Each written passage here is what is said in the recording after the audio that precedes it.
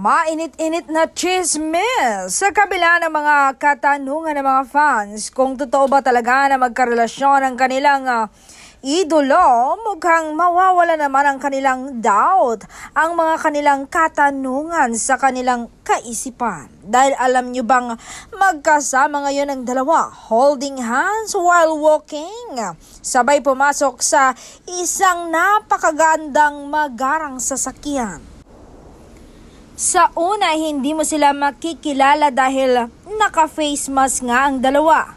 Pero matinik ang mga mata ng mga mosang, parang detective iyan. Napakahusay, nakilala nila agad ang Don Bell.